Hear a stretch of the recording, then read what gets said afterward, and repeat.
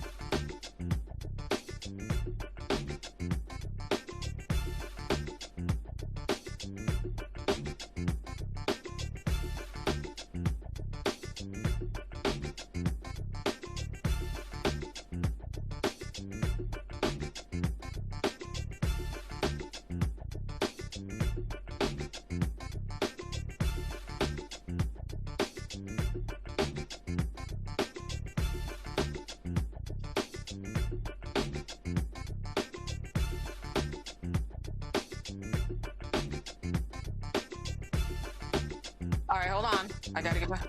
Hold on.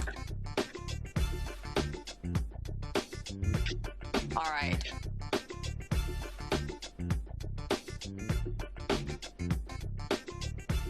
All right, folks, here we go. It is Friday, April 24th, 2026. I'm Candace Kelly, and I'm sitting in for Roland. I hope he's enjoying his time off. Here's what's coming up on Roland Martin Unfiltered here on the Black Star Network. White majority counties could hijack the majority black counties in North Carolina's water supply. Enfield Mayor Mondale Robinson is here to explain how data centers are at the center of this water heist. And South Carolina's Gullah Geechee community is demanding the return over 7,000 acres of land that once belonged to their enslaved ancestors. We'll be speaking to two local activists about why this land should be given to descendants. And this week, we continue to address the epidemic of fatal domestic violence by focusing on the underlying issues that lead to these tragedies. Tonight, we are diving into how to prevent intimate partner violence, especially when it comes to young people. It is time to bring the funk on Roland Martin Unfiltered, streaming live on the Black Star Network. Let's go. He's got it. Whatever the miss, he's on it. Whatever it is, he's got the scoop, the fact, the find. And when it breaks, he's right on time and it's rolling. Best believe he's knowing. Putting it down from sports to news to politics. With entertainment just for kicks, he's rolling. It's on go, roll, y'all. It's Roland Martin, yeah. Rolling with Roland now. He's funky, he's fresh, he's real, the best, you know he's Roland Martin now.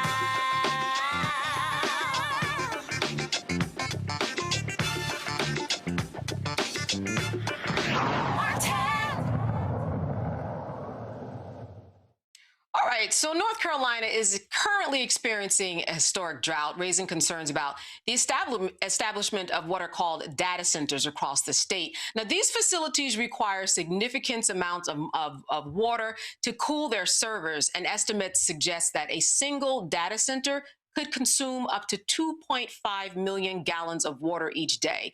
So in response to these water demands, a local bill is being considered that would allow predominantly white counties to draw water from predominantly black counties to address these particular water shortages. One impacted area is Enfield, North Carolina, and Mayor Mondale Robinson joins us now to talk about everything that's going on. Mayor, thank you so much for being with us today. Thank you so much. Thank you for standing in for Ro as he gets some time to decompress and be with family. So I appreciate that. Yeah, thanks for having me. Yes, indeed. Yeah, so for people who don't understand what these data centers are, tell me, because it is a huge processing center that needs lots of energy, and that's where the water comes in. How would you explain it on the basic 101 course level? Listen, for so many reasons, data centers are done improperly and they are bad. They create all types of harms to communities where they are, the noise, the use of water, the diesel energy, all of that to power it. But I would say centering data centers in this moment missed the mark. It would be a local bill if it was just Franklin County trying to pass this at Franklin County. Here's the problem. The bill that we're talking about has made its way to the General Assembly of North Carolina. It is Senate Bill 214, and particularly Section 5, which basically strips the right of North Carolina majority black, three of North Carolina majority black counties: Halifax, which is the county where Enfield rests, 56% black, Warren, and also Vance County. And this white county, Franklin County, which is 70% white, is now saying through their Senate legislation representation that they should have the right to any property, not just water. It says property in that section, and interest in that property through condemnation. So they could condemn any property in these other counties without the consent or approval of elected officials in said counties. This is tragic, and it's also as American as apple pie. You're right. So when we talk about the history of what white communities take from black communities, this is the apple pie kind of analogy that you've been referring to. What should people know about this bill in terms of whether or not it has support and what you're doing in order to try to fight it in a meaningful way? Yeah, so right now, what I'm trying to do is I'm trying to sound the alarm. This is why I came to Roland first, because if we're talking about how Black people hear what's affecting us that the world might not be talking about, this is where we should be at first.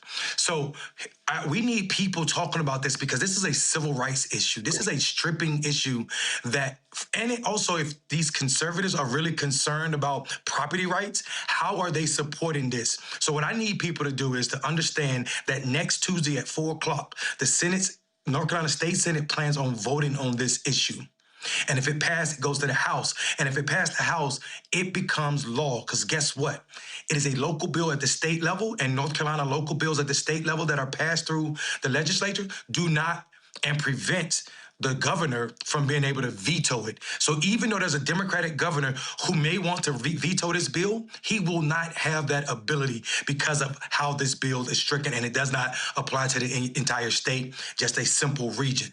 This is dangerous, and it's setting a precedent that say that white people who want things can use this tool to take it away from Black majority counties. This is disgusting. It is a civil rights fight. It takes away the humanity of my residents and residents in Vance and also throughout the rest of Halifax and Warren County. And we shouldn't sit idle as if this is something small. This is how they are testing what they can do and where they can do it at. So people should understand that this is not a time to be afraid of what's next because it's here now. And as you said, this is more than just about a drought. All hands on deck. What do you want people to do right now in order to show their concern, to show their disgust with what's going on?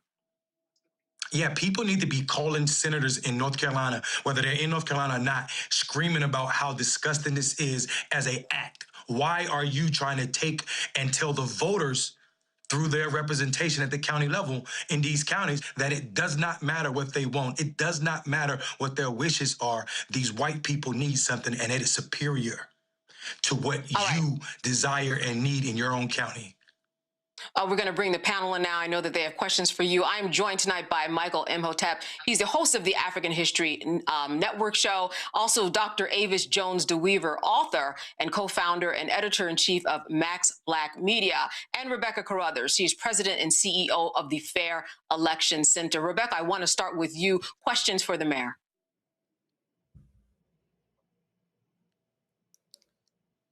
I think you're muted. Good evening, Mayor. What are things that different organizations could do to support you?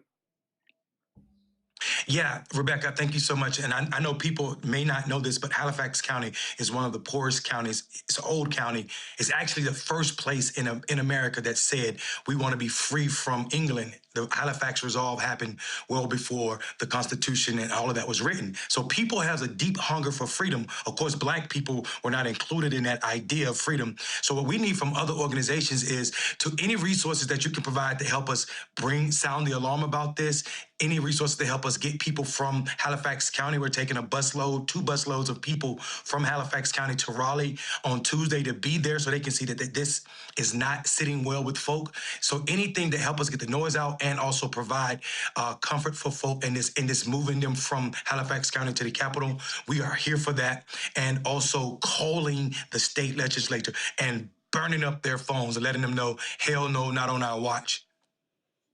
All right, Dr. Jones DeWeaver, question. Yeah, following up on that, I mean, North Carolina is one of those states where you have this split here politically between a governor that one could argue may be more amenable. We're not sure about what's going on at with the legislature, so it's a very purple state. What do you see as your best prospects for being able to get someone to step in and make a change here so that the rights of your citizens and Black citizens specifically can be respected in this manner? Yeah, and unfortunately for us, the governor, even though he may be amenable to our cries and our harms about this is not only a property right, it is a dehumanizing factor for my people, for Black people, not just in where we are, but across this state. It's showing us that we don't matter as much as our white neighbors. So even if he was amenable, he couldn't do anything because of how this is set up. We need to change these Jim Crow-esque laws so that his grandson, James Crow Esquire, can't continue the long legacy of preventing black people from having full life. That happens, though, only as a result. I'm sorry, that happens only as a result of elections. We need to rethink and think broader than these gerrymandered districts that prevent black people from having an accurate voice across our state. We do that by turning out voters that don't normally participate. That's right, and that's why you are sounding the alarm on this. Let's go to Michael. Michael, question for the mayor. Hey, Mayor Mondale, good to see you again. So my question is twofold. One, in the state legislature there in North Carolina, could you let us know who controls the state house, who controls the state senate, number one? Number two, what are the justifications? I know you talked about the justifications of those who say own the data centers, but the people in the state legislature that are going to vote for this, right? What are their justifications to say, oh, you can take water from African-American, predominantly African-American counties, okay, but they wouldn't allow the reverse to take place? Yeah, I mean, we know what the justification is. It's the same justification that told that white man that lived on Pennsylvania at the White House that he could tear down the East Wing without anybody's permission. It is the idea of whiteness and their life matters more than anybody, especially black people. America has a high tolerance for black suffering. So I think the justification is just that. America has a history, 400-plus year history of making sure white people are comfortable, even if it's at the expense of black lives. And I think that's where it rests. They would never, not only would they not allow black people to take the resources from this majority white county, they wouldn't even let this county, Franklin, try to take water from Carr Lake, and they stopped that and prevented that because white people enjoy that lake. They're fishing, they're swimming, they're hiking and kayaking on that lake, and they said you will not have more access to this lake. So the backup plan, I guess, was, well, you can't have it from this natural resource that we call Carr Lake, but you can have it from those black folk down south. So what at the end of the day does this look like to you in terms of a satisfactory answer to deal with the drought, the water problem? What are your council proposals and what you are telling them needs to be done? Yeah, I mean, so right now we've done resolutions at the county level, and the town of Enfield done its own resolution. But I think what needs to happen, first of all, we need to do away with this idea that legislators can pass things without the governor having the right to veto it. That is as old and as racist as the filibuster in the United States Senate. We need to get rid of that thing too, that tool too. But what is a satisfaction action at this moment is that, one, all legislators that are elected by the people of North Carolina vote against this, even the person who introduced it. They need to shoot this down and say that we will not ever tell residents in North Carolina that your rights are sub to someone else's right simply because somebody wants to make a dollar. All right. Remind us once again of the vote is taking place next week. Give us the time, details once again before we go. April the 28th, Tuesday at 4 p.m. at the Raleigh Capitol. It'll take place, and we're trying to pack it out with people from these counties to make sure that they know that it is bad. All right, Mayor, I want to thank you so much. Listen, without people like you, we would not know about this because these aren't headlines that are across the country. You are the one that are making these things happen. So we will have you back on to get an update, I'm sure, as I'm sure there will be one. All right, hopefully it will go your way. Thank you and good to see you. You too. Peace and blessing. All right, still to come on Roland Martin Unfiltered, preventing intimate partner violence. We're going to continue our conversations about the epidemic of fatal domestic violence. But first, the Republican-led House Judiciary Committee wants to investigate the Southern Poverty Law Center, which was hit recently with an 11-count indictment. That story is next here on Roland Martin Unfiltered, only on the Black Star Network. Stay with us. We'll be right back. With medicine and science under attack, I want to keep you and your family informed and healthy. I'm Dr. Ebony Hilton, and I knew at the age of 8 that I wanted to be a doctor. So I studied hard and became the first African-American female anesthesiologist hired at the Medical University of South Carolina since its opening in 1824. And I always say I was made into a doctor, but I was born to be a mom. And as a new mom, wife, sister, daughter, and friend, I understand how frightening a medical crisis can be.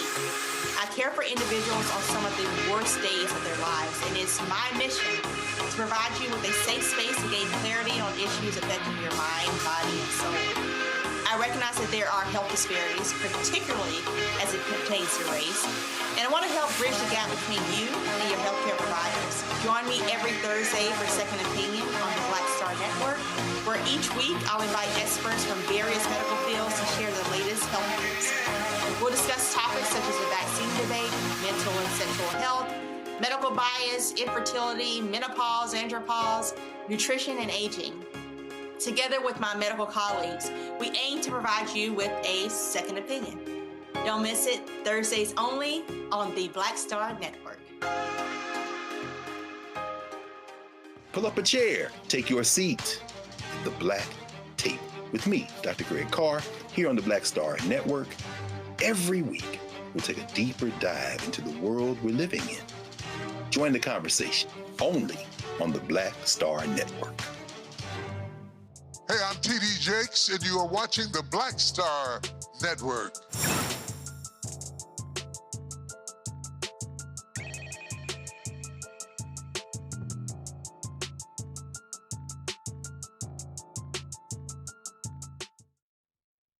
All right, so as we reported to you with breaking news on Tuesday, we told you that the Southern Poverty Law Center was hit with an 11-count indictment by a federal grand jury in Alabama. Now the House Judiciary Committee has sent a letter to SPLC President Brian Fair, letting him know that it's not just the Justice Department looking into this organization. In a letter, the committee chair, Representative Jim Jordan, demanded that the SPLC hand over a trove of documents showcasing where the money went, and perhaps more importantly, any communications with the administration and former President Joe Biden. Now, the SPLC has until April 30th, that's just next week, to turn over this requested documentation. The Department of Justice charged the organization with several counts of wire fraud, false statements to a federally insured bank, and conspiracy to commit money laundering, alleging the group defrauded donors for more than a decade. Listen, Michael, all of this ridiculous, but I want your thoughts about what is going on here and what Jim Jordan is doing. Well, Jim Jordan is doing the bidding of Donald Trump and the white supremacists and the neo-Nazis, the white supremacists and white nationalists that Donald Trump gave a pardon to because they were involved in the January 6th insurrection. The headline from the New Republic says it best. The Justice Department sides with the Ku Klux Klan. That's the name of the article from the New Republic that talks about the charges coming from Trump's Justice Department. So this is now the other thing that's interesting, and you did a great job in breaking this story down. I did watch that segment from a couple of nights ago. The Southern Poverty Law Center had a history of working with the Department of Justice, right? Sure. To provide evidence and things like this against these organizations. Here you have this white nationalist Department of Justice, right? That's trying to attack these groups. And they're not going to stop with the Southern Poverty Law Center. I think they're going to go after the NAACP and other civil rights organizations as well. So this is more nonsense. But keep in mind, this is things that are laid out in Project 2025, attacking organizations like this. Okay, so there's going to be more of this to come, but we're going to have to fight against this.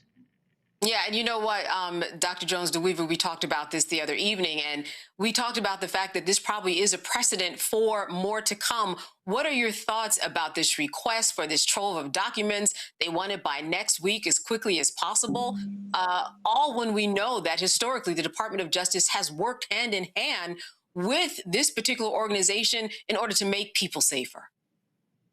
Well, let's just remind everyone that the President of the United States is the son of a Klansman.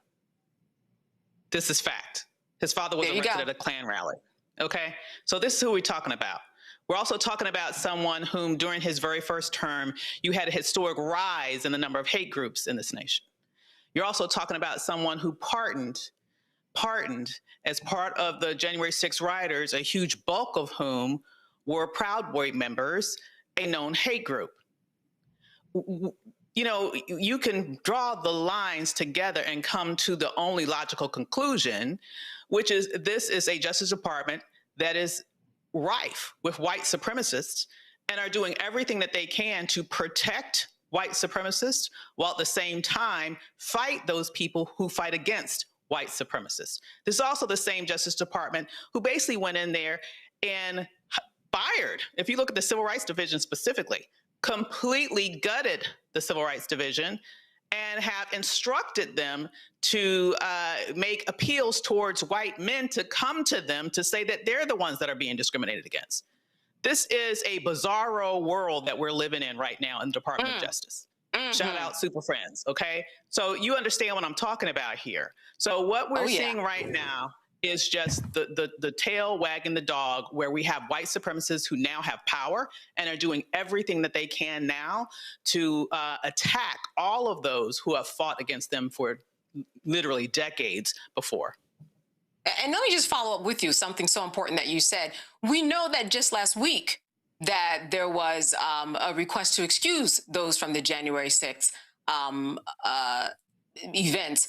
And so this seems to be kind of par for the course and what makes sense. It looks exactly what it looks like it's supposed to be doing. And that is, let's dismantle anything that has to do with anything that has to do with civil rights. And as you mentioned, this is nothing new. This is nothing new at all.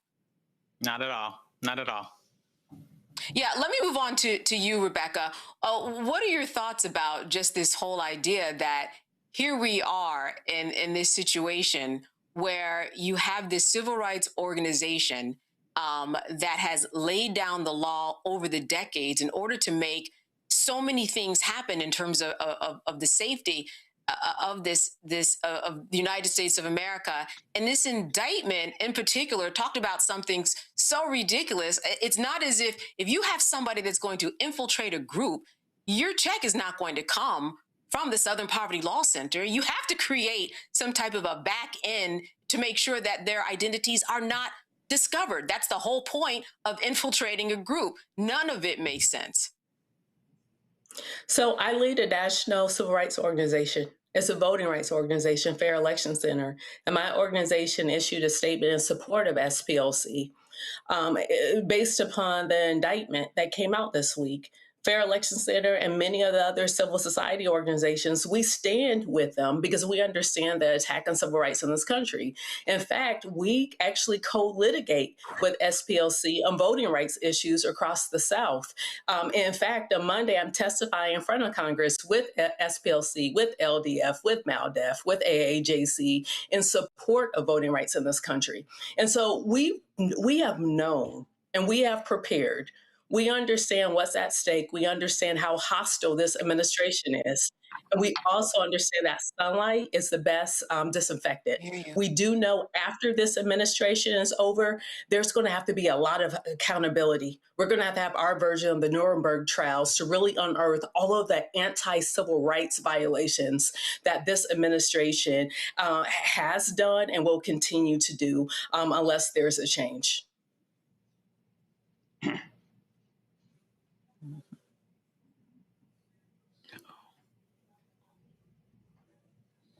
Can't hear you. Yeah. Uh-oh. No, you can't hear me? Okay, I can hear you now. I can hear you now. Oh, okay. What was your question? As we wrap, and I can hear my echo, I'm not sure if everybody else can, but I was just wanting you to remind the audience of when you will be testifying. Monday at 2 p.m. in front of the House Administration Committee. All right, thank you for that. A shadow hearing. We're going to fix our technical issues. If anybody is hearing that out there, I know I'm hearing them on my end. Stay with us here on the Roland Martin Network. We'll be right back. I'm Brittany Noble, Midwest-born, HBCU educated with experience in newsrooms across the country. Well, I've teamed up with Roland Martin to bring to you The Breakdown. This isn't just news. It's our stories, our voice, our community. Join me for The Breakdown, Monday through Friday at midday, only on the Black Star Network. Yes, there you go. Hey, what do you want me to do? With medicine and science under attack, I want to keep you and your family informed and healthy. I'm Dr. Ebony Hilton, and I knew at the age of 8 that I wanted to be a doctor. So I studied hard and became the first African-American female anesthesiologist hired at the Medical University of South Carolina since its opening in 1824. And I always say I was made into a doctor, but I was born to be a mom. And as a new mom, wife, sister, daughter, and friend, I understand how frightening a medical crisis can be. I care for individuals on some of the worst days of their lives, and it's my mission to provide you with a safe space to gain clarity on issues affecting your mind, body, and soul. I recognize that there are health disparities, particularly as it pertains to race, and I want to help bridge the gap between you and your healthcare providers. Join me every Thursday for Second Opinion on the Black Star Network, where each week I'll invite experts from various medical fields to share the latest health news. We'll discuss topics such as the vaccine debate, mental and sexual health, medical bias, infertility, menopause, andropause, nutrition, and aging. Together with my medical colleagues, we aim to provide you with a second opinion. Don't miss it, Thursdays only on the Black Star Network.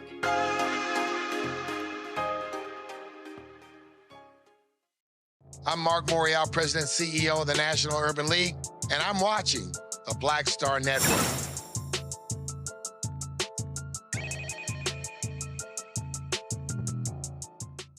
Plantations and markets that once sold African slaves still exist today. These locations have been repurposed as wedding venues and tourist destinations. While they offer romanticized views of the South, for the Gullah Geechee people, they serve as a painful reminder of the suffering endured by their ancestors. This community of descendants of slaves are now demanding that over 7,000 acres of plantation land be returned to them. And joining me now are Marcus McDonald of Black Lives Matter, Charleston, and Akua Page, a historian and co-founder of the Charleston Reparations Task Force. Thank you so much for being with us today. Akua, let me start with you. Can you explain to people what is the situation, the backstory that they should know about in terms of how we got to this demand for the 7,000 land acres? Yeah, so it really started once they brought us here. And if we look back at the Special Field Order number 15, which that was really the first form of reparations. Most people know it as 40 acres in a mule, but after slavery, it was land that was given to Black people once that happened. But then less than 6 months later, that process was reversed. So it's not really like we're asking for our reparations. It's really what we're demanding that they just return what was already rightfully ours and what was stolen from us. And that just started when, honestly, like, slavery began. You know, you had people on agriculture plantations, if we technically look at it, and none of our ancestors were compensated for that land. Even if we look back now and look at all these plantations that make so much money off of plantation weddings, off of events, which is really like you're getting married at a crime scene. And so we're really just asking for, really demanding for all of that land be returned to the people who literally died there, blood, sweat, and tears on that land and that property. Wow, getting married at a crime scene. I like that analogy. Marcus, let me turn this over to you. What are the some of the legal arguments and strongest arguments that you have to get this land back? What will that process be like?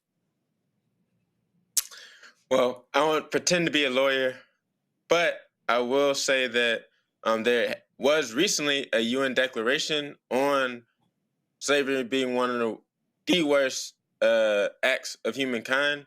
So that is one of the legal documents and one of the legal, that most of the world has supported. And it'll really be up to a lot of the families who descended from the same families that enslaved my descendants and a lot of the descendants of the Gullah Geechee people and the people who live in the city and who live in this county and really who live all over the nation who descend from here. Those same families are the ones who own this land and are, again, as Akua said, making millions of dollars a year, Middleton Plantation specifically made over $9 million in 2021 after the racial reckoning, after the murder of George Floyd. They are getting the money. So, I mean, just imagine the discrepancies when we see our communities getting ethnically cleansed from the peninsula and from the different areas where you used to see a lot of Black folks. They call it gentrification, but we're starting to call it ethnic cleansing because that's really what it is. And this is an action to reverse that, or an action to gain what, from the land that we labored on, and from stolen labor. And not only from slavery, but also Jim Crow, because a lot of our peoples work at the phosphate mines at Middleton Plantation. Some of these plantations still working for these same people under sharecropping. And that's a story a lot of people share, just sharecropping, even into the 1900s. Like, there's people's grandmas who were sharecroppers. So that's even more recent history that they were never paid or compensated and treated fairly. So that's a legal argument that is like, that is like the basis of justice. If you are harmed, that harm should be repaired. So the Gullah Geechee people have been fighting for years for many, many things. Tell me about this particular argument and the 7,000 acres of land, and what are the next steps in order to try to get it back? How are you galvanizing people? What are people saying? If you could take us to where you are. Well, the next steps, honestly, is just to really demand that these plantations, who are still profiting, if you look back, not even they started with profiting from slavery, and now today they're really profiting off of that story of trying to like romanticize what plantations are. So the next step is really to demand that these plantations return over that land or give us compensation for really stuff that's not rightfully theirs. So if you look at the gardens, is what some of these plantations around here they call it. If we look at who cultivated that landscape, if we look at the buildings, you can still see fingerprints on these buildings that were made by people who were enslaved on these plantations. So the next step is really for these plantations to do justice, just like how Marcus said, and he can speak more on that. Like this justice. Yeah. Mm-hmm. Marcus, you wanted to jump in? Go ahead. Specifically, go ahead. Yeah. 100% agree. And specifically on the bricks, there's still architectural remnants. Like, there's reminders of that every day that people see. So the response has been great from a lot of folks from the community locally, but also nationally and internationally. Because I believe the post that we did of the action video, it's over 40,000 views right now on Instagram, and it's been shared widely. There has been some news media posted about it on Holy City Center. Not only our statement, but also Mary, who is a descendant from the white side of the family, has also spoken in support of this demand. She's only one part of the family, but it shows that not only her, but her family, her mother, a lot of people in her family also agree with us on this statement. So that was released recently. Her statement is, again, it's available on Holy City Center. But there's a lot of grassroots support, people reaching out to us who either worked at the plantation before or have done things at the plantation or just have some type of relation of seeing it and wishing something better was done than just what's being done right now, which is white ownership and Black folks getting symbols and different crumbs of just recognition, but not real ownership and not real tangible justice for the harms they'll cause on our ancestors. And even our grandparents who had to go through Jim Crow in Charleston, that was never repaired either. And in Charleston, there was whole race mobs where they hunted us down in 1919 of the Red Summer. And that's not like my great grandmama was alive, who I met, and I was around when she was alive. And again, that is part of the history, like that repair that has to be a full and holistic repair. And we give them 40 days, so they have a 40-day deadline. So June 8th. Okay, so talk to me about that 40-day deadline. What are you requesting? What is this 40-day deadline about? The deadline is for this negotiation to begin on the land transfer. That's the 40-day deadline is for that response on that land transfer and begin that negotiation. So that's the 40-day deadline. It gives them the chance to get their families together, come together as them and be like, okay, we're going to give this up and do the right thing. And they decide to do a different thing. We have something coming for them, but yeah, that's the 40 days. It gives them a chance to do the right thing, come to the table. So Akua and Marcus, a lot of support online. You have a lot of support, certainly on the ground. For people who you want help from that are out there, that can give it to you, what would you request in terms of support, in terms of resources? Because you were beginning to get your wheels turning, and now we're in this 40-day process where you're looking for a land transfer soon. Well, one thing, I'll start with you. or two things I'll say. Go ahead. Okay, Marcus. Okay, that's fine. You go ahead. Okay, now I'll pass to Akua next if I miss anything. But some of the main things we're asking right now is for a solidarity statement. So if you're part of a business, organization, group, or even a family, whether you're a descendant from, what plantation you're from, or just a descendant of enslaved people, you making a solidarity statement, even if it's your mama, auntie, cousin, and a few of y'all to just sign a statement to say that we support and send it to us, that would be it would make a huge difference in showing that there's a lot of grassroots support. We've already had some organizations locally and statewide that have already written their support. So that's the one thing they were asking folks to do. We're on Instagram at Charleston for Reparations. So follow us and make sure you reach out to us. We will need some boots on the ground, volunteers, people to help organize as we begin some of the mass meetings with some of the Gullah Geechee neighborhoods and communities to collectively come together with a plan on how we're stewarding this land. And that work has been done over the last couple of years of us having Low Country Black Action Assemblies.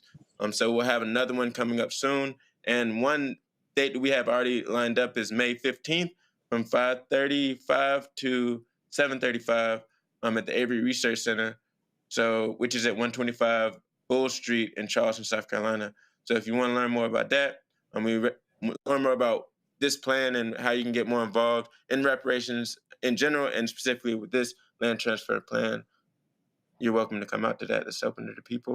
And more information about that will be 15th. Shared soon on our socials. Okay, great. May 15th. Akua.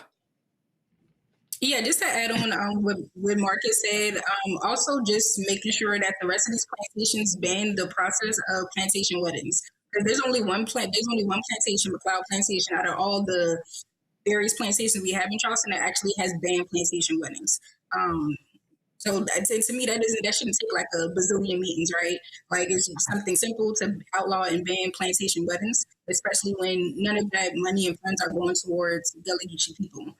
The other thing is just to make sure that there's proper interpretive signs. There's also an issue in Charleston where you go to visit these plantations, they like to romanticize slavery. Like, oh, look at the gardens, look at the flowers. Like they like to romanticize that as if like people weren't hanging from trees on these properties. All right, I want to go over to my panel. Rebecca, a question for one of our panelists. Sure. Akua, what you just said was really interesting, especially as you made a reference to strange fruit. Have you heard back from wedding planners? If wedding planners are willing to step in and say they refuse to plan weddings on plantations?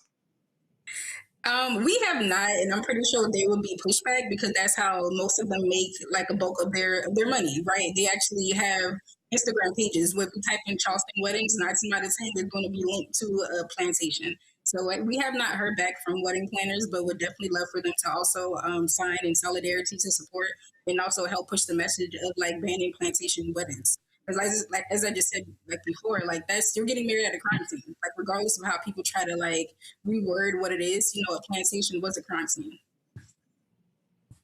Dr. Jones-DeWeaver, a question for one of our guests. Sure. I'm just wondering, what is the sort of escalation plan? I hear the call for the turnover, the rightful turnover of this land, but beyond after the meeting that you have. Is there any sort of is there a legal strategy in place? You may have mentioned this, but I didn't quite catch it. Yeah, so it'll really be a public campaign and also a grassroots direct action campaign. There's some things that I'd rather not speak on live television or whatever platform this is, but not whatever platform, but some things we organize in person. But yeah, there will be some direct escalation, whether it be direct action like we've done before, showing up to this plantation and disrupting regular programming, because that's really what they care about at the end of the day. Is the money, even though they say they care about history and all this stuff. It's really that bottom line. So once we start disrupting that and really bring to the table on that end, it'll make it unprofitable for them to exist. So once they get to that point, they'll have to cede it over. So that's hopefully they'll come to the negotiation table before that. But yeah, that is part of the plan, and we do have a lot of experience with that. So we're ready to take it there if need be, for sure. All right, Marcus and Nicole, I have so many questions about this, but I'm just going to try to keep this brief. Because as a historian, you know, I have so many questions. I'm going to just try to keep this brief, okay?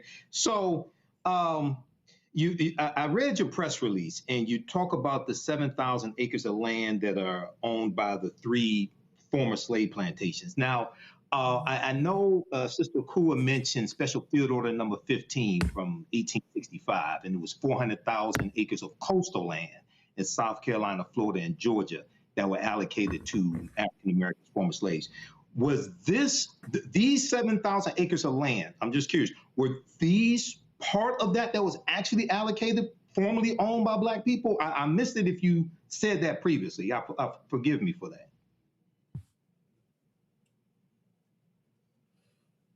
Cool. Hey, I can. I'm not sure the specific. I can hear. Oh, cool. You want to take that question? Can you repeat the question, please? I couldn't hear it. It kind of Yes, sister. So I read your press release that came out April 22nd. Yeah, I had trouble hearing you know, it talks Michael. about the 7,000. I can hear everybody else besides Michael. I'm not sure what happened just now. Oh, okay. Okay, can you hear me? Well, can you hear me? Because I can repeat it. Yeah, I can hear you. Yeah, so pretty much what he was saying was that the special order that you mentioned, where there was coastal land, they're supposed to be given to Gullah Geechee and Black folks. What was that? Do you know if Middleton and those plantations were part of that coastal land or no? Oh, that's a great question. I'm not sure. I just know it started with Charleston, South Carolina, and it went all the way down to Jacksonville, Florida. But it also included any rice plantations in between. So I'm pretty sure like most of the plantations that's on the coast would have been included in that. Mm-hmm. Okay. Michael, I know you have a follow-up question, and I'm gonna give you the time. I got a bunch of questions. I've covered stories like this on the African History Network show. Okay, so a lot of white people are fascinated with the movie Gone with the Wind from 1939, and the movie Gone with the Wind has done a disservice when it comes to really understanding the history of slavery in this country. It's really worked to really desensitize people or try to. It makes it into some type of fantasy for white people, right? So. I'm just curious, have you had conversations with some of these people, some of these white people on these plantations that profit from this, to ask them, you know, do you really understand what took place here? Do you understand that you were making millions of dollars off of the dehumanization and enslavement of African people? Because one of the things they'll say is, oh, this is the quarters where the workers live. No, that's where the slaves live. Marcus, I'll throw that to you. I don't know if Akua heard it, but I can also translate for her. But I'll start with you, Marcus.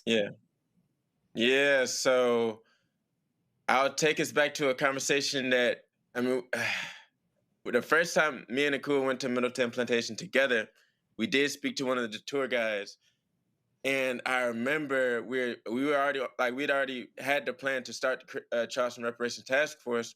And we asked them, you know, about this, you know, the amount of land they had and the amount of money that they made, they being like the original plantation owners. And he was like, the plantation owners at the time, the only comparable like people of money you could compare it to of today would be like the Prince Saudis and the oil barons of today.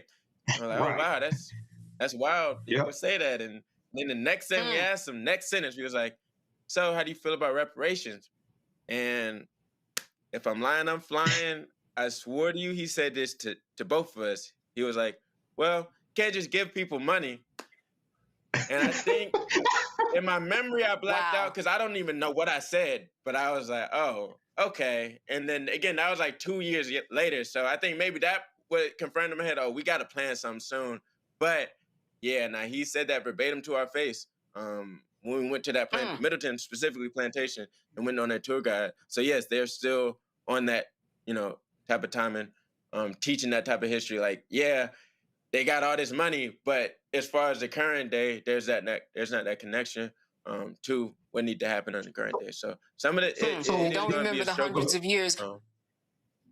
Let So me did you just follow pass. with the?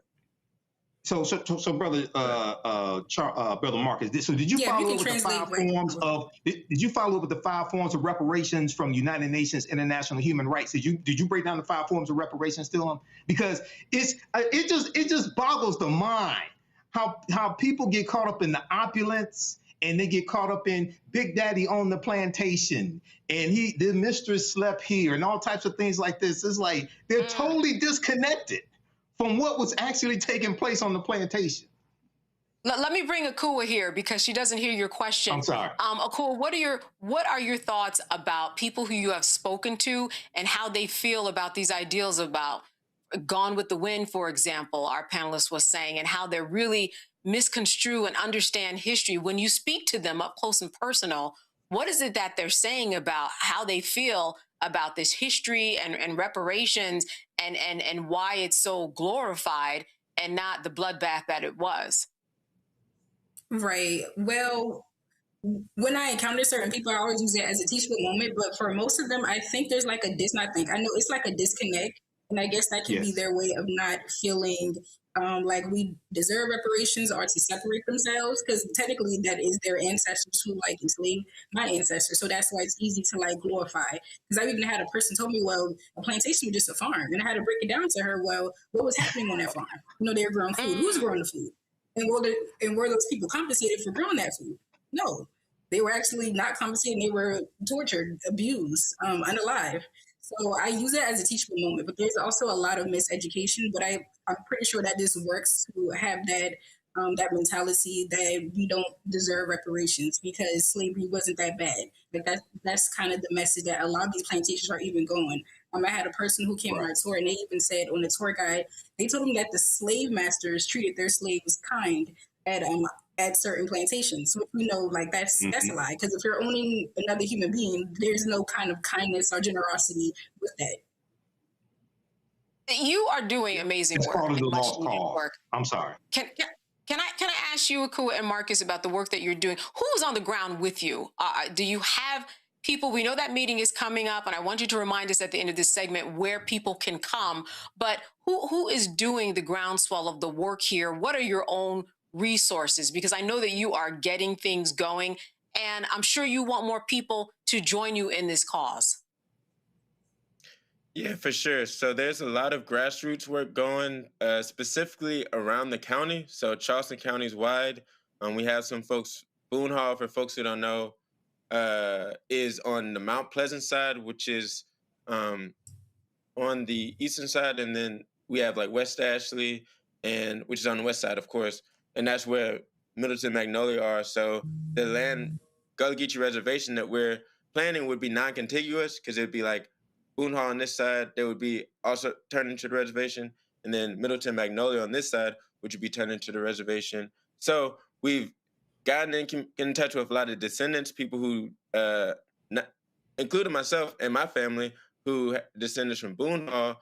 Our descendant there was Peter Porche, and yeah, we descended from Boone Hall, and a couple of the organizers out there, they're called settlement and Gullah Geechee communities out close to Boone Hall. There's a lot of people who came from these places, and there's also Aku can tell better the story of Liberty Hill and other neighborhoods that still like know directly, like, yeah, we came from this plantation and we set up our neighborhoods here. So there's a lot of people who have those direct connections that we've been talking with and community with, and they think it's a great idea. I've heard from an elder, and I'll pass it off, but I heard from an elder today who I've worked with for years, but he was like, that's a great idea. And I was like, I wish you'd have told me about this 15 years later. I would have done it myself. So yeah, we've gotten a lot of intergenerational feedback from a lot of our elders, a lot of Black folks from our age, and even some white folks who's been like, yeah, we'll support. So let us know where we need to fill in. So if we need to get more, definitely helping with those statements and getting that out. But there has been like a lot of groundswell support in the downtown area, but also around the county and Mount Pleasant and in West Ashley and people who live close to it. These plantations. And Akua, any legislators, any politicians, anybody who's can move something in terms of legislation? That's still in the works. There's nobody who's as like active and vocal as of yet. So we're going to put that out there, but that's still in the works. All right. Before we go, just a couple more questions.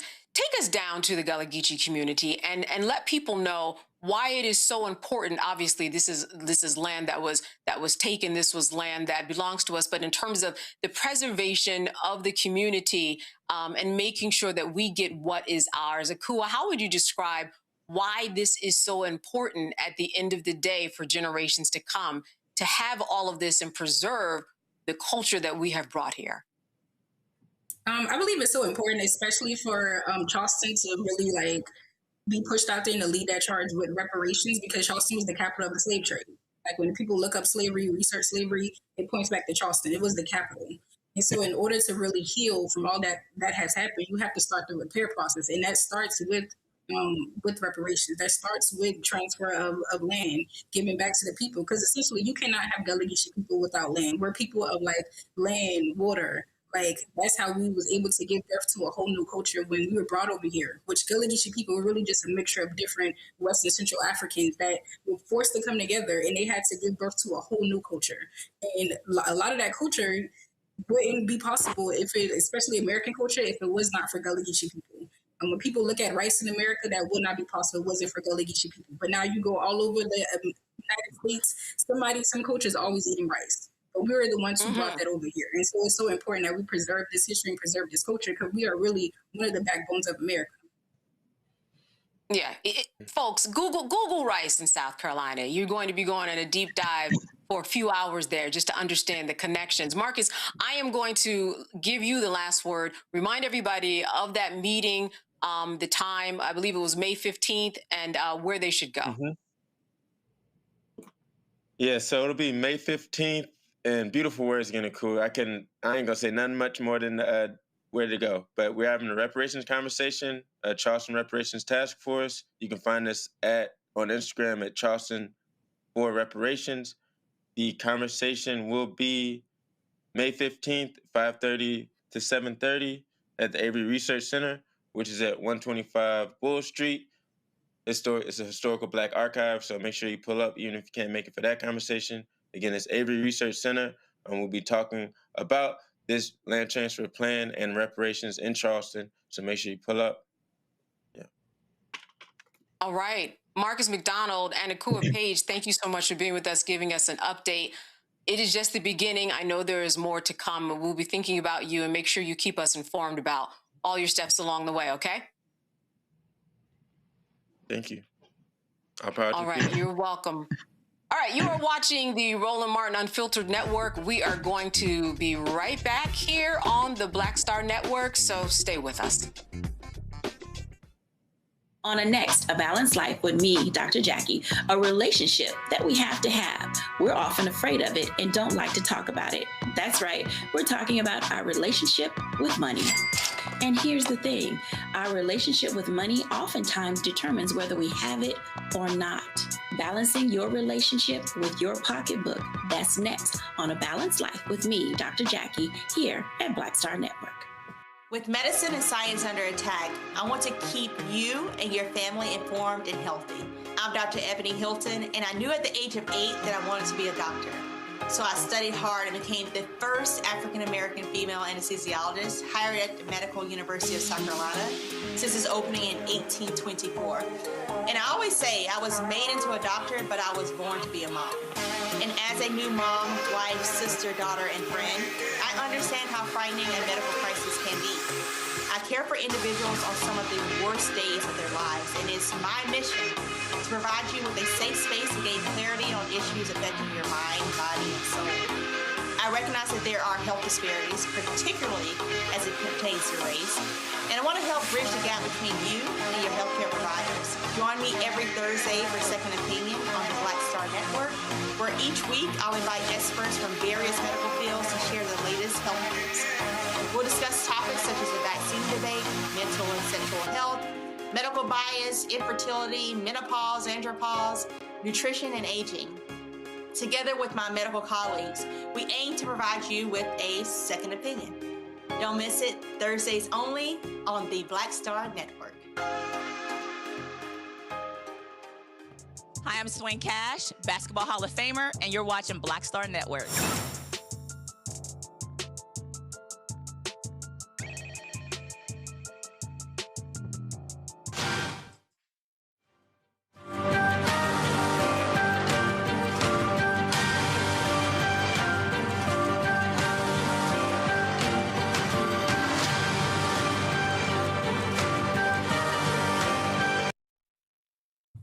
All right, throughout this week, we have dedicated time addressing the epidemic of fatal domestic violence by focusing on the underlying issues that can lead to these tragedies. We've discussed how to identify if you are in an abusive relationship, the steps needed to leave one, the healing, and then the process of survivors of domestic, the process for survivors of domestic abuse.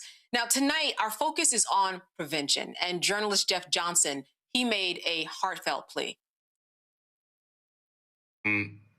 This morning, I'm not coming in with answers. I'm coming in heavy. I've been sitting with some since last week. We've seen multiple tragedies in Virginia and Louisiana. Families shattered, women, children, babies gone. And I'm struggling, not just because of the pain those families are in, but because each of these cases, it's Black men at the center of the harm. And before anything else, my heart is with those families, especially the children who lost parents and families who lost babies. That kind of loss changes everything, and it really should change us. But we also can't pretend that these are isolated incidents. This is happening too often across the country. And the conversations that I'm hearing right now, especially online and in social, is forcing us to a place where only one thing can be true at a time. And what I've seen in comments and commentary troubles me, that men are the monsters, narcissists, and simply selfish. And there's truth there, that Black women and children are the victims. Totally facts. But there isn't much complexity used to assess terribly complex domestic and family dynamics. And that if you bring up mental and emotional health, it's almost like you're making excuses for men and denying accountability, justice, and ultimate protection that our women deserve. And I don't accept that, because both things are true. These men are responsible. Full stop. And we have to be honest about how a man can get to that point. I don't know what makes you kill your children. And ignoring mental and emotional health doesn't create accountability. It potentially creates more funerals. And so here's what I need our brothers to hear. Unhealed men are dangerous, not just to ourselves, but to the people who love and surround us most. And too often, that's Black women and our children. Now, if we're going to be real about solutions and not just proclamations, we have to talk about what's underneath this. And part of it is structural. For generations, policies and systems in this country have disrupted Black families, separated us, criminalized us, and weakened the relationship between Black men and women. And that didn't just disappear. Some of that damage we're now carrying. And if we're not intentional, we can and do end up playing it out on each other. And part of it is personal and clinical. Despite increased resources, we continue to have generations of men dealing with undressed trauma, emotional isolation, and no real pathway to healing. We've continued to normalize silence. We've continued to normalize being strong, but we haven't yet normalized being well or making thriving an aspiration. And that combination is dangerous. So if we know our mental and emotional health impacts how we show up for us, our families, our relationships, our communities, then healing can't be optional. It's a responsibility, and we have got to be accountable to that. So brothers, this is on us. Checking on each other is not enough anymore, because a lot of us ask, you good? But we don't know what to say or do when the answer is no, or worse, hell no. We need tools. We need more spaces and knowledge to create them. We need more accountability rooted in love. We need circles where men can be honest and be supported towards healing, because if we don't heal, we risk turning our pain into harm. So I'm not trying to solve this in one morning show segment. I don't have all those answers. But what I'm saying is this: we need to talk about this and move differently and consistently. Over the next few weeks, I'm opening up a series during my morning show segment, Men Thrive Mondays. We're going to unpack this: mental and emotional health, trauma, masculinity, relationships, and how we actually build healthy circles for our brothers. And I want to bring clinicians, brothers doing the work, real solutions, because this is not about reacting to these two disgusting tragedies. It's about preventing the next one. And if you're a mental health or emotional health professional, I need your help. When we see a man isolated, shutting down, or spiraling, what are the steps we need to take to actually support? Not theory, real steps that we can use to save lives. And there are organizations like Black Men Heal, Therapy for Black Men, BEAM, that are already doing this work and connecting brothers to real help. If we're serious about healing, then men doing the work is not optional. It's a responsibility. Accountability is part of protecting our sisters, but it's not the whole answer. If we don't also heal the trauma men carry, we'll keep showing up broken in the very relationships we are called to protect. That's what I got for y'all this morning. All right, we need more of those conversations, and this is why we continue the conversation here tonight on this network. Joining me now are Amari Barksdale and Kamila Johnson from Detroit's Sasha Center, which focuses on training young people to prevent intimate partner violence. So first of all, welcome to the both of you. I know that this is something that we've been talking about in the context of adults, but let's face it, any of these adults that we've been talking about, they were once young people, and we need to understand what to do with young people in terms of their exposure, responsibility, and how they begin to develop healthy relationships at a younger age. Let me speak to you first, Amari. Let me ask you, what are some of the numbers that we need to know in terms of young people and violence within their relationships, because it is very prevalent? You know, we like numbers, but we're careful about numbers because of how numbers can be skewed or how numbers can look when not properly put in place. So what we do know is that we will be very surprised to see how many young people, specifically young women, experience violence at the high school age. The college age, it ramps up even more. But we tend to think of our young folks as just being young and having fun and enjoying their new experiences in love and dating, when in actuality, the very scary thing behind it, and Kalima could probably chime up on a little bit more on this, but the very scary thing is that our daughters, a lot of them are experiencing domestic violence.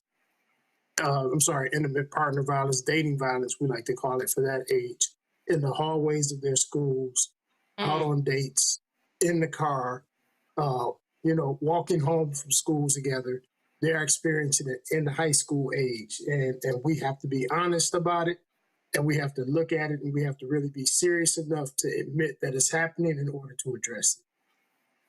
So Kamila, how do we get young people whose brains are still developing to recognize something like power and control inside of a relationship?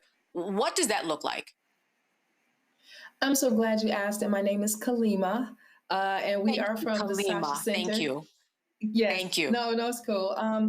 And we at the Sasha Center here in Detroit believe that engaging young people requires an opportunity for us to meet them exactly where they are, and creating spaces where they can literally have these conversations. And at the Sasha Center, we partner with organizations that specialize in working with the youth, like 1124, which is an organization here that works with people between the ages of 16 and 25 years of age.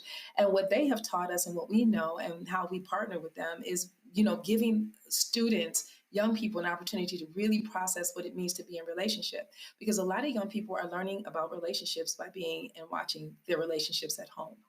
And so a lot of times they don't know how to really share what they're seeing at home, and what they're seeing at home is not necessarily always healthy.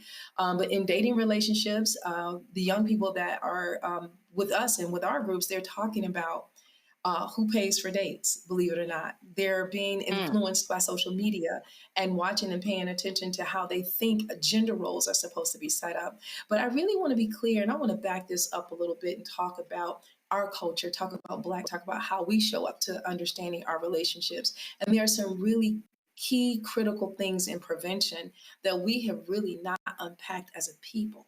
And so when I saw your earlier segment, I was really super excited about you all talking about culture, because what's important and what I think we should really talk about tonight as well is the fact that in Black community, we have not had a chance to unpack the trauma of lynching in this country and the trauma of women not even having an opportunity, and girls, to navigate and have autonomy of their bodies. Our bodies were commodity.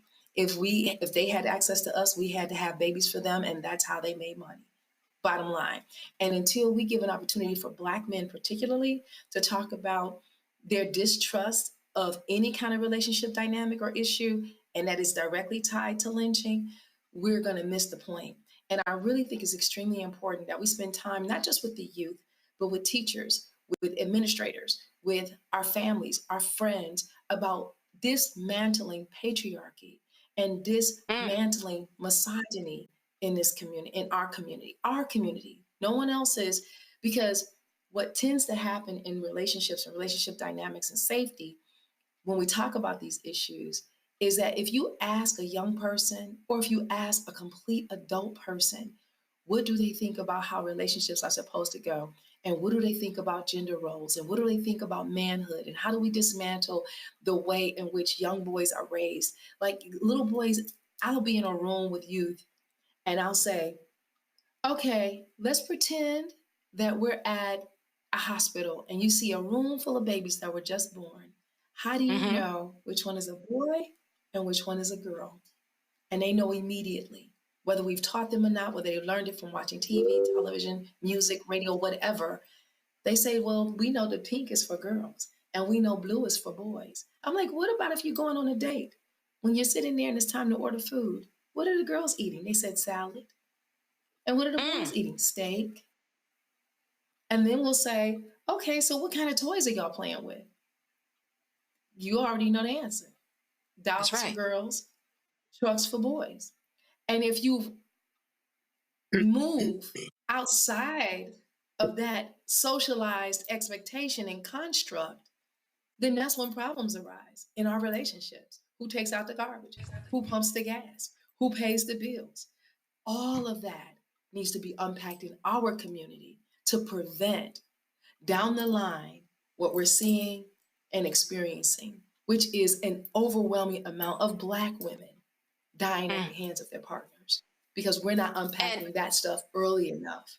And then you got a little boy in the classroom, he'll pull the girl's hair and the teacher will say, oh, that's just because he likes you. That's problematic. You said we need to stop that. We need to undo it. You said it. You said it. Kalima, and this cannot help the phone and what we're doing on social media, what we are seeing in terms of relationships, what we're seeing, our access to the way, whether it's sexual images that was so easily attained, and the way that mostly women are being trafficked and destroyed and don't have autonomy over their body. There has to be something that parents and educators have to do in order to manage, as you said, this toxic masculinity, the patriarchy, and the way that Black women are on the lowest part of the totem pole. I want to kick this over to Omari because we don't use the term toxic masculinity, and there's a reason why. Omari. Yeah, we tend to lean more in the direction of focusing on building and modeling healthy masculinity. When we use the word toxic, a lot of brothers get turned off by that terminology, which is unfortunate because, the term toxic masculinity doesn't mean that masculinity is toxic. It means that there are some practices and some forms of masculinity that are very unhealthy and disruptive and downright dangerous in some cases. However, we tend to focus more on modeling healthy masculinity and behavior because we like to be solution oriented. So in being solution oriented, instead of talking about and putting down the brother's that are dealing with some things, some issues, some societal training. We focus more on giving them things that they can use as tools, information they can use to help evolve their mindset or adjust their mindset as it pertains to women and girls and other men and boys. Because let's be real, if we are talking about how patriarchy works, the violence that is produced by patriarchy, it actually impacts everyone. That's why we see violence on the street between men and boys. That's why we see violence that is against women and girls. So we want to focus more on modeling that behavior because, as Kalima said, we have a lot of history to get through. We have a lot of history to sift through, to unpack, to heal from.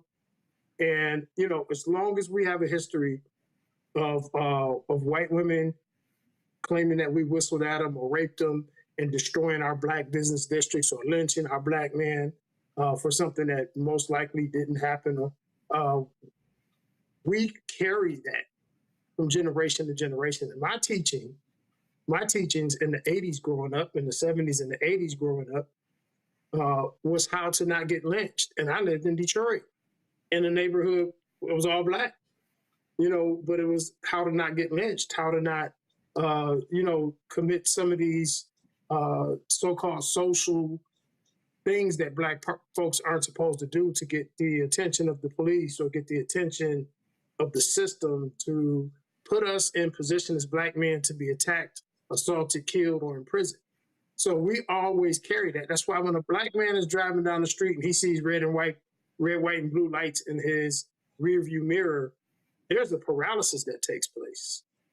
And whether that's real or not, whether that traffic stop is going to wind up being deadly or dangerous to him or not, what we do know is there's too much of a history there.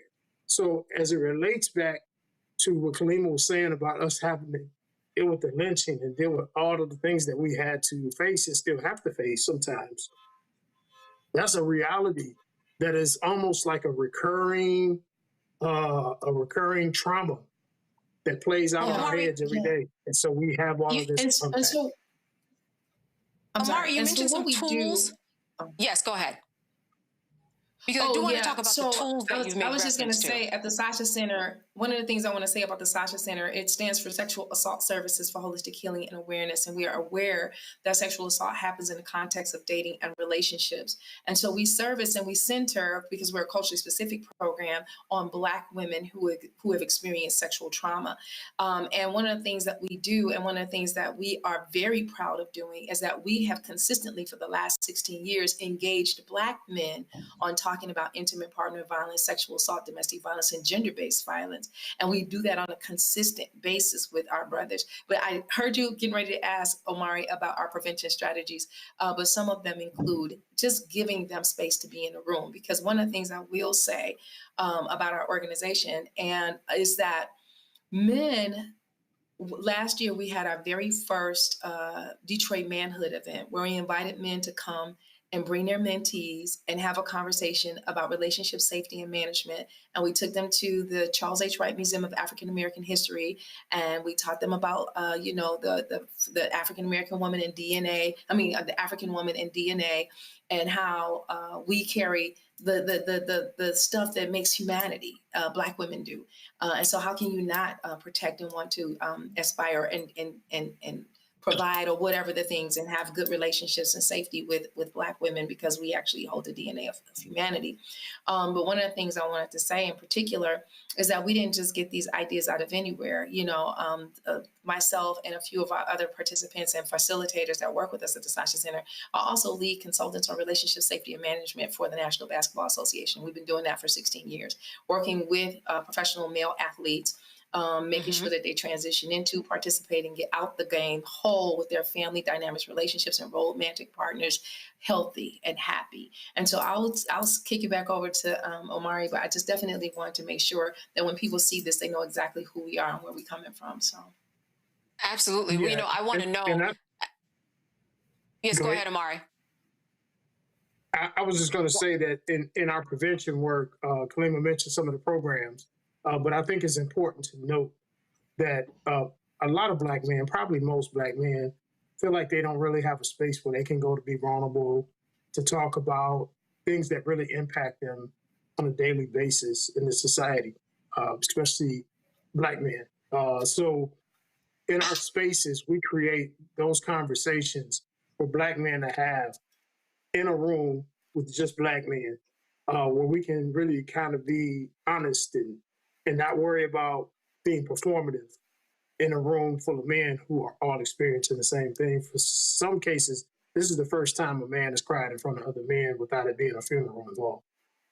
In some cases, it's the first time a man can talk about, interpersonal relationship issues with men without feeling like they have to protect the words they choose in that process. So we really want to focus in on prevention as something that where men can really come together, have these conversations, be open, be honest, and get it out their system, because a lot of us, that's just what we are missing. So, I teach, and I've been in a classroom on several occasions where I've gotten a note from a female student who will say, I'm not in class today because my boyfriend said he was going to come do X, Y, Z to me, and then I have to cancel class. I'm wondering, where do educators fall in all of this, especially if you're dealing with someone who might be 14, 15 years old? What's incumbent upon them these days when they see that there is a relationship that looks like it is abusive? I'll start with you, Kalima. Thank you for asking that. That's a great question. One of the things that I think educators and folks who are in school systems can start paying attention to is the dynamics that happen between teenagers. And when they say what they say, believe them. Don't make assumptions that it's just fun and games or it's just a cute little relationship. There are power and control dynamics that are happening. Now, if a student calls and says she can't come in because she's afraid, that has to be addressed. That has to be addressed, not with them both in the room at the same time. It needs to happen where there's a conversation where the information is gathered with her, and then a conversation needs to be had with the person that she's fearful of and what's happening. And that person needs to be given strategies for making sure that they can manage their emotions, understand that there are boundaries that you have to respect in relationships if you're going to be involved. I remember in particular working with young people where we do this exercise called the jacket. And what it was that we asked, do you know the difference between your boyfriend asking you to wear his jacket or his Letterman jacket because it's just you want to show off that this is your boyfriend, or is he demanding that you wear the jacket because he wants to show ownership and possession? And being able to ask those difficult questions and trust your instincts about these things. And then understanding what the cycle of violence looks like. And sometimes it's not necessarily on the hit or something like that. It could be a control factor. Like, I want the passwords to your social media. Or I saw that you were on social media liking somebody's page. What is that about? Or trying to control who and what who they hang out with, or what they do on a regular basis, or who they're spending most of their time with. If there's somebody involved and they're involved with each other, and there is this intentional, deliberate acts of control and acts of trying to isolate this person, then it's probably just not healthy. And so just being able to look at what healthy dynamics look like, what red flags might look like, what green flags might look like in a healthy relationship, those are the kind of things we need to unpack with young people. And in prevention, and what's really interesting to me is the young folks learn this stuff from us. And I'm always asking, what are we doing? How are we reinforcing these negative ways of people showing up in relationship? Are you saying, oh girl, that's cute if he likes you that way? Or really the big one is about consent too, because a lot of times boys are raised to be competitive. Boys are raised to be aggressive. Boys are expected to win. And all of these things. And so if a girl says no, to them, they don't hear no, they hear maybe, or I should keep asking. And they're not being taught that you need to be one and done. If the person says no, then stop. Not keep going until you achieve and conquer. And we haven't even processed that yet with young people. Here's where it gets a little dicey. You have somebody who's young, they're in school, they have the same issues that an adult might have. I'm wondering, are the resources that they use similar? And then at that point, how are you getting away from the person because you're attending school with them at the end of the day? How does that play out when someone is in a violent, intimate relationship, but they're 14 and in school and they've got, friends and a circle that is very hard to, build at that age, and they don't want to lose it? How does that play out? Yeah, I don't work in school systems. I don't want to pretend that I can answer that question. I don't have an answer in terms of how does that play out in terms of what administrations and teachers are supposed to do. However, I did serve on this panel where we were talking about ways of teaching school administrators what to look for when grooming is happening. But sometimes those grooming situations are happening between teachers and students. It's not, or between those who are in power and students. But I will say, and I'll let Omari answer because I know he was about to start talking. The idea is that we have to change the culture in all of the school settings, in all of the systems. And we haven't been able to change the culture and how we treat one another in terms of talking about respect and honoring people's autonomy and accepting people as they are. We haven't, until we do that, the notion or the assumption that we make is that schools are not safe until they unpack those things. Omari. Yeah, and I think we have to learn how to be in community better. When I look at the school systems, and I do travel around, and I see various school systems around the country with some of the other work I do with the Black History 101 Mobile Museum. And what I do notice is that a lot of schools, they don't really have anything set up for this. As I talk to professionals at these schools, they don't plan for these scenarios like you just described in advance. It's usually a very reactionary piece that when it comes to being involved. We need parents and school boards to say in the summer, let's put our heads together and create plans for how to address these scenarios, how to notice them, as Kalima said, notice the red flags, notice the body language, notice all of these various different things that can allow us to see something that could take place. But also, if something does take place, how to address it in a manner that is already prescribed for us to deal with the situation instead of trying to deal with it on the fly, because dealing with it on the fly is where we make a lot of mistakes. As Kalima said, we're not school professionals, but what I do know is that we also have to have family, especially our men, have to start having some really serious conversations with the boys, because we talk about the girls and how the girls should respond, and that has to be taken care of as well. But what we really need to do is start teaching our boys to not be that person that needs to be a woman or a girl needs to be protected from. So let's start building our boys into men by having these conversations and putting our boys in certain types of trainings and discussions with men who are professionals in our areas that deal with unpacking these patriarchal effects that start at a young age and we carry forth into an older age. So we have to be in community a lot better than we are. All right, I want to go to my panel. I want to start with you. I want to start with you, Rebecca. Do you have a question for one of our panelists that has to do with young people and intimate relationships and violence?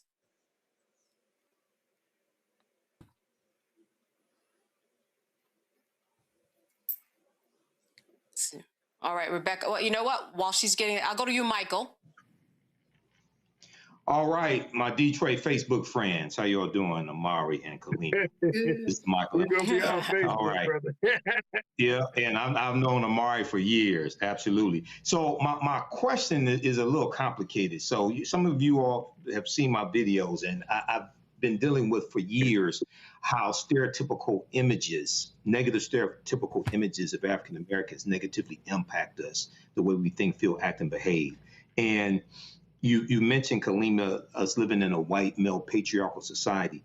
If we look at the 2017 study that dealt with adultification bias in Black girls, coming from Georgetown Law's Center on Poverty and Inequality, one of the things that that study talked about is how U.S. adults believed that Black girls seemed older than white girls of the same age, and that Black girls needed less nurturing, less support, and less comfort, and that young Black girls know more about sex than white girls, right? So when we look at the like negative corporate controlled hip hop and hypersexualized images of Black women that we see there, and negative terms that we use for them, how does that contribute to how men see Black women that can lead to abusing them, like calling the B words and H words, things like this, dehumanizing pejorative terms that oftentimes in media, in music, we're taught to mislabel Black women with? How does that contribute to this intimate partner violence, and what can we do to fight against this? I am so glad you brought up the study from Georgetown University. It is one of our staples in terms of the research that we look at about these things. And one of the things, and I'm glad you talked about the stereotypes, because one of the first things I was going to say is that to dismantle this thing within systems, we have to first believe Black women and girls. When they tell you that they are challenged, when they tell you that they're in a relationship that doesn't work, or when they tell you that they are afraid, you have to believe them. And a lot of times what's happening in systems is that Black women are not centered in that way.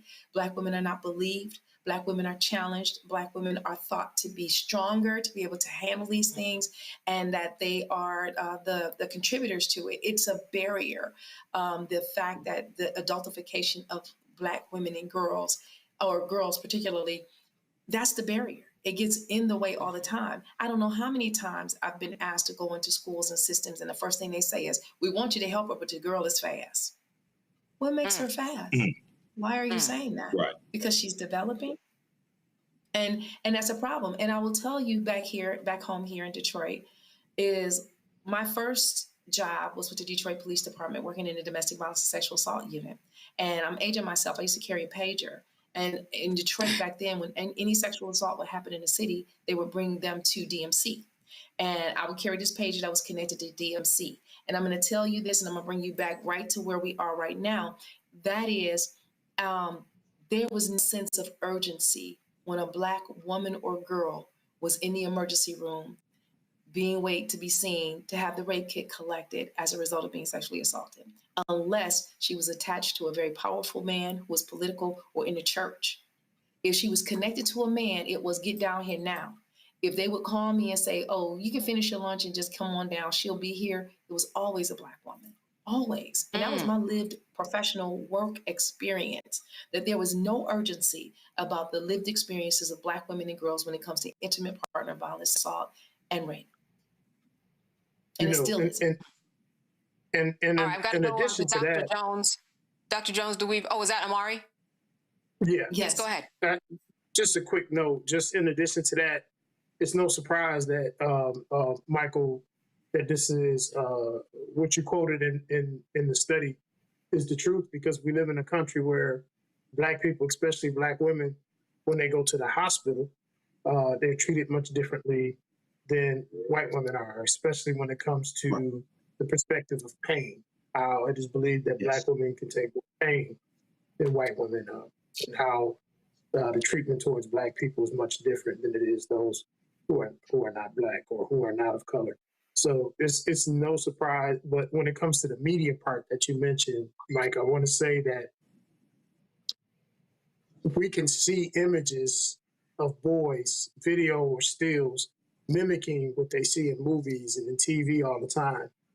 That's no different when it comes to objectifying women and girls. It's no different. And the objectification and the adultification of young girls did not just start this century. It goes back to the plantation. So it's no wonder we're in the position that we're in now. Dr. Jones DeWeaver, question for one of our panelists. Sure, and it's kind of a two-parter, so be patient with me. But first, as it relates to young men, we're in an era where we have this sort of red pill culture, these online podcasts, gurus who just reek of misogyny. And it's led to what seems, as an outsider looking in, to just be a rebirth or an acceleration, I guess I should say, of just vile thoughts projected and things that are said, hate-filled perspectives on women. And Black women in particular. And I'm wondering, with the reality of that culture, do you see issues of violence against Black women as something that, unless we take some very strong action to counteract that, might actually be increasing in the future? That's one thing. And then the second thing I'd like to ask that may be related to that is that what sort of advice can you give to men across the age spectrum around what they can do in terms of taking responsibility in their own hands to check their peers? Like, I think that what the work that you're doing is extremely important, but there are a lot of men that will never, unfortunately, get a chance to come to your programs.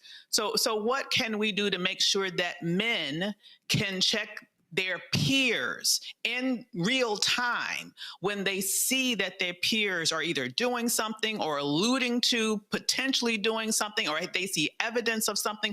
Because this doesn't end until men hold other men accountable, period. All right. Omari? Yeah. When we look at, when we look at men and the projection of violence ramping up as time goes by, we can look at the pandemic and see that during the pandemic, violence increased, domestic violence, intimate partner violence, and dating violence increased during that time. With the images and the commentary that's so anti-woman that is out here, there's no way that it won't ramp up if we don't nip it in the bud as men. That's something that men have to address. Violence against women, as we know, is not a woman's issue. It's a man's issue that primarily impacts women. So we have to really take it serious. And when we look at men and how men can address it, how do we talk to our boys? How do we talk to young boys? And how do we talk to other men? We have to be honest. We have to be unafraid. We have to be brave. Sometimes we might get, clowned by our friends. Somebody might say, oh, that's Omari again. He's on that pro-woman stuff. And you just can't stop. You can't just stop because of ridicule. You have to keep going because it's important and it's necessary. And you have to call me in the task. But it's best for you to get some training and some education around it before you start doing too much of that, because you have to be able to unpack it for them. You have to be able to break it down in a way that's palatable and understandable. So there are organizations, you can reach out to us at Sasha Center if you're in the Detroit area. There are organizations also nationally, like Call to Man, several different organizations, and, I can provide those for you all, and we can make a list and put some of those out there for you. But we have to really get into some deep conversations, some deep education, and some deep understanding, because one problem that we have is we walk around here as grown men thinking that because we were told this when we were younger, this one thing, that it's always going to be true, or that it was even true in the first place. And the fact is, we have a lot of myths. We have a lot of bad ideologies floating around amongst men that we think are just true and tried and true because our granddaddy told them to us, or our uncle, or our football coach told us, and they are really harmful. They are really unhealthy. And we really need to have these conversations and this educational piece intact before we go out and really start addressing men and boys too much. But it's good to start somewhere. At least start by saying, look, brother, that's, you might be a little bit out of line with that. You might want to rethink that. Let's talk about it. At least you can start there. Rebecca. Thank you so much. This question is also for Omari. I've been talking about this topic with a lot of Black men in my life. I've had a family member in 2013 who was brutally murdered by her ex-husband, and their small children were in the home when it happened. And, even understanding 13 years later, the devastation of, all of those who were impacted So here's my question. I hear people, using the term patriarchy. I understand it. I get it. But if we're talking to young Black men and we're using words like patriarchy, how do we have this conversation using words that could be less white coded in a way for people to really understand the thing that we're talking about in order to bring more people into this conversation? I think that goes back to when I talked about the conversation and getting education. Education is where you understand the nuances, the dynamics of these things, right? So while you might say patriarchy as the overhanging idea or umbrella, you really get to use the more specific language, especially as we do at Sasha Center, the culturally specific language that fits our community, right? So we can, once we unpack this information and we have it, we can convert it into a cultural understanding and basically just talk how we normally talk and use the words that we normally use.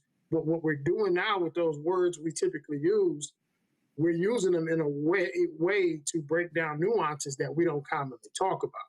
So what's most important is understanding the nuances and being able to convey them in a way, that doesn't sound corny to the kids. It doesn't sound like, oh, this old man is just talking to me, some old stuff, but really be able to communicate with them on a very cultural level.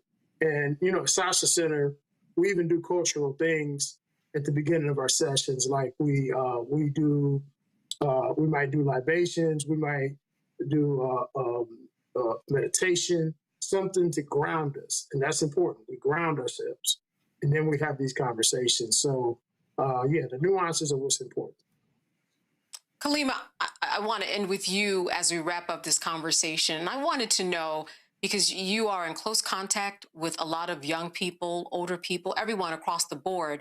For a young person, what are some best exercises that you have for a parent or a young person so that they understand that they have full autonomy over their body and to begin to recognize that they need to stand up for themselves in any situation?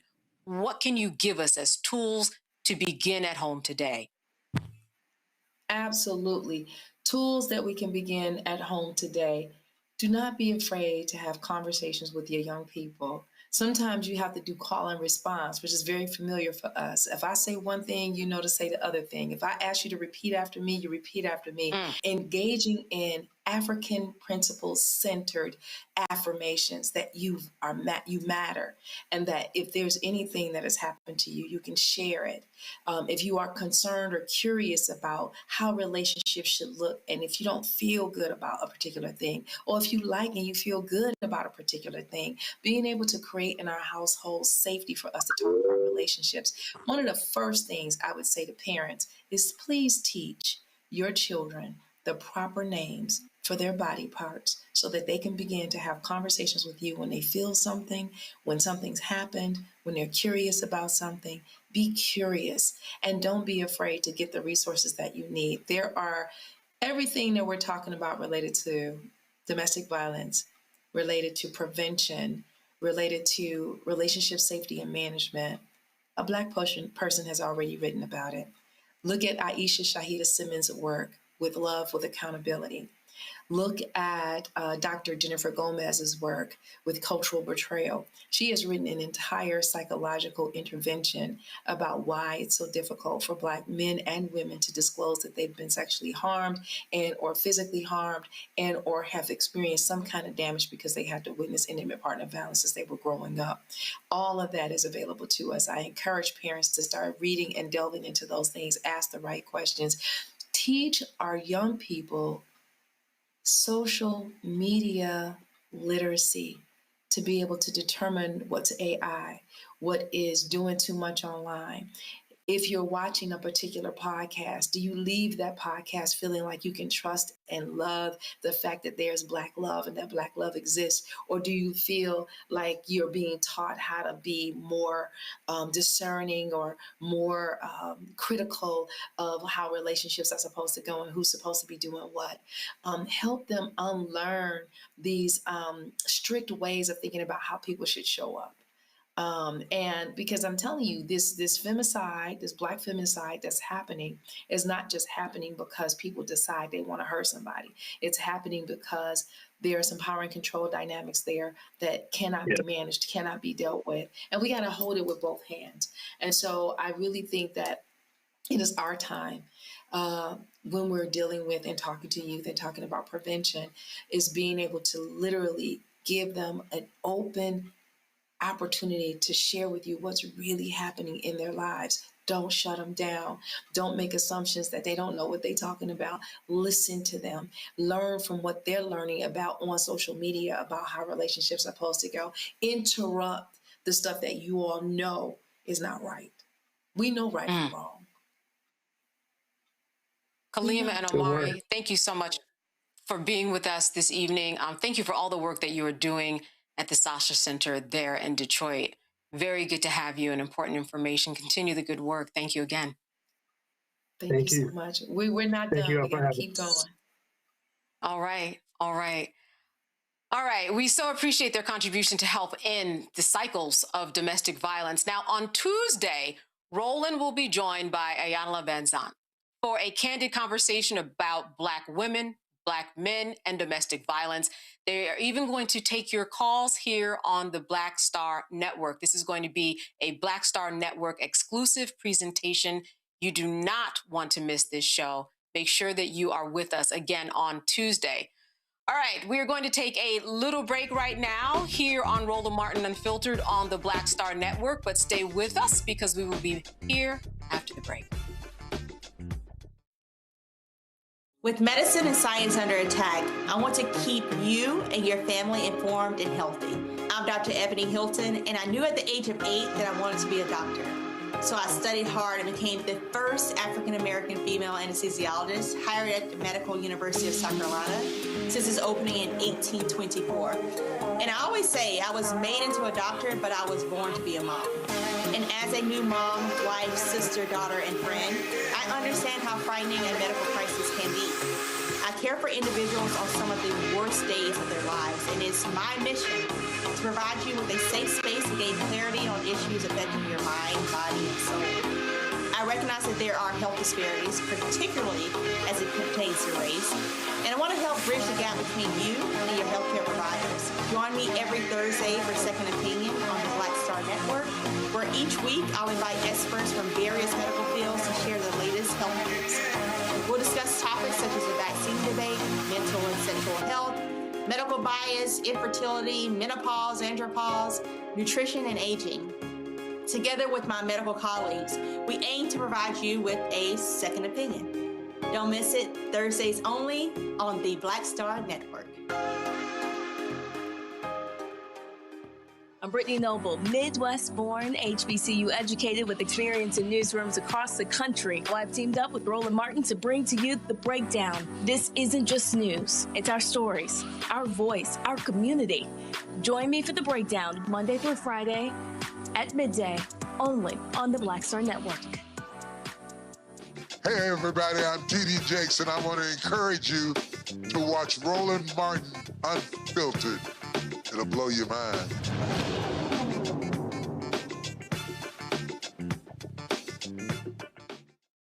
All right, folks, it is time for headlines with Brittany Noble.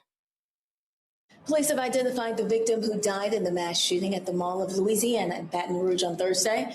The victim was 17-year-old Martha Odom, and 5 others were injured in the incident. Baton Rouge police believe an argument between 2 groups triggered the shooting, and witnesses say the incident began in the crowded food court of a mall before escalating into gunfire. According to police, 3 of the victims, including Odom, are seniors at a high school in Lafayette, which is about 60 miles west of Baton Rouge. Police have arrested 5 suspects and are actively searching for an additional individual involved in the case. Also, the murder retrial has begun for a former White House deputy in Ohio accused of killing a Black man as he was entering his grandmother's home. Former Franklin County Deputy Jason Meade faces charges of murder and reckless homicide in the death of 23-year-old Casey Goodson Jr. Goodson was shot 6 times in the back while entering his grandmother's house on December 4th, 2020. At the time of the incident, he was carrying a Subway bag and listening to music on his AirPods. During his 2024 trial, Meade testified that Goodson waved a gun at him as the two passed each other in their cars. He claimed he pursued Goodson out of fear for his own safety and the safety of others. Meade stated that he ultimately shot Goodson, who had entered the house, because Goodson turned toward him while holding a gun. A gun was found in Goodson's possession with the safety on, but he was a legal gun owner and had a concealed carry permit, which was found in his wallet. And prosecutors attempted to prevent Meade from arguing self-defense, saying that Meade's actions led to Goodson's death. But the judge disagreed and allowed Meade to use self-defense as part of his defense strategy. The Trump administration is working to expand the federal death penalty by reinstating lethal injection and bringing back firing squads. In a recent report, Acting Attorney General Todd Blanche said that these changes reverse the restrictions on capital punishment put in place during the Biden administration. He claimed Biden's policies harmed victims and weakened the justice system. The Justice Department is also directing the Bureau of Prisons to explore other execution methods, such as electrocution and lethal gas, and to identify new locations for executions beyond the current federal sites. The administration also wants to expedite the appeals process and broaden the range of crimes eligible for the federal death penalty. President Donald Trump says Americans should expect higher gas prices for a little while as the war with Iran continues. Trump said he is in no rush to reach a peace deal, arguing the conflict hasn't hit the economy as hard as expected. Oil prices have climbed sharply since the war began, with new gas prices topping $4 a gallon nationwide. And according to a new survey, nearly 80% of Americans say they're cut spending because of all of these rising costs. An investigation into North Carolina A&T State University revealed that more than $5.1 million in student aid was improperly distributed over several years. The North Carolina Office of the State Auditor reported that funds intended for student services were allocated without proper oversight, often based on personal connections instead of merit or financial need. Auditors discovered that nearly 2/3 of the funds were awarded to out-of-state students, with more than $780,000 going to individuals affiliated with university employees. The case has now been referred to state investigators and prosecutors. And according to the American Heart Association, there's a huge need to expand CPR training within Black communities. A 2022 study by the American Heart Association found that Black and brown people are 41% less likely to receive bystander CPR than a white person in public. What's more, another study revealed by AHA this year found that there is still a high need to expand CPR education and training in Black communities. The Black Nurses Coalition from Albany, New York, has been hosting free CPR workshops to raise awareness. If you're interested in taking a CPR course, just reach out to your local Red Cross. All right, some other headlines. After Tuesday's Democratic victory in Virginia, Republicans are still expressing their dissatisfaction, of course. In response, Georgia Republican Congressman Rick McCormick, he's proposed legislation to rejoin the Virginia cities of Arlington and Alexandria with Washington, D.C., effectively reversing an 1846 law that had returned these areas to Virginia. McCormick's proposed Make D.C. Square Again Act aims to restore the original 10-mile square District of Columbia and eliminate what he describes as the artificial advantage that Virginia Democrats have gained due to the influx of federal employees moving into Virginia. Now, Virginia's voter-approved redistricting referendum could enable Democrats, of course, to secure up to 4 additional seats in the House of Representatives as the midterm elections approach. McCormick argues that the ceding of Arlington County and the city of Alexandria to Virginia in the 1800s was unconstitutional, and his bill would rectify the situation. And finally, the Houston cop that we told you about on Tuesday, who went on that racist rant, well, of course, she has been officially fired. It's been less than a week since Ashley Gonzalez's video went viral, which showed her making racist comments about Black people. The Houston Police Department posted this statement on social media. The Houston Police Department has terminated the employment of Ashley Gonzalez. As of today, she is no longer an employee of the department. HPD holds every officer to the highest standards of integrity and conduct and will not waver in upholding these expectations. After discovering the incident, Ashley Gonzalez was immediately relieved of duty. In compliance with the state civil service laws, an investigation was conducted as fast as legally possible. The behavior exhibited by Ashley Gonzalez was abhorrent, disgusting, and entirely unacceptable. It's deeply disturbing and has no place in law enforcement in our community. I'll pick up on this one. I'm going to start with you, Michael. Now, don't make it too long. We're almost at the end of the show, but this is no surprise. It's no surprise that she made these statements, or it's no surprise she got fired? Which one? It would be both, actually, but I was talking about the firing. We're not surprised that she was fired. Oh, well, yeah, I'm not surprised she was fired because she was exposed. But my follow-up to this would be there should be an investigation into how long this has been going on and a review of cases where she arrested people and it brought about convictions to see if there was somehow some racial bias involved in that. And then also, I would ask the Houston Police Department to review their intake process. What type of screening process do you have for officers? Because she's not the only one. I'm telling you now, she's not the only one. Okay, so don't just let it be this one and then the other ones get to keep doing what they're doing. Now, there has to be follow-up to this. But these activists, Quanell X and Sister Candace Matthews and others, great job to them. Yeah, absolutely. And listen, we are just in a place now, Rebecca, where thank goodness for the video camera for a number of reasons to see stuff like this so that we can get it out in the open. Otherwise, it would have just been her word against anybody else's. Now it's out in the open, as Michael said, and here we are. She is fired, Rebecca.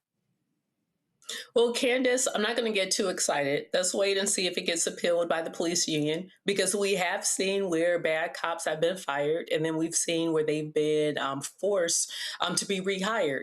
Also, we still have a national database on cops who've gotten fired for doing egregious things. So, I wouldn't be surprised if she runs over to Katy, Texas, and tries to get a job there. All right, Dr. Jones DeWeaver, your thoughts about her firing?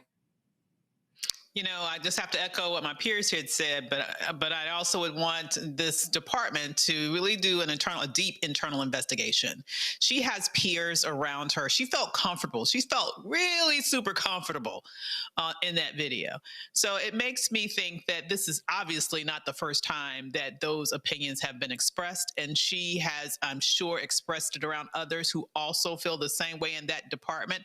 This needs to be the start of a deeper investigation, not the end of one that looks at one specific person and treats it as if it's an isolated incident. All right, and let's finally end on this, Michael. Make D.C. Square Again Act. We've got Georgia Republican Congressman Rich McCormick proposing this legislation to move everything into D.C., a place that doesn't even have representation. Your thoughts on this particular act?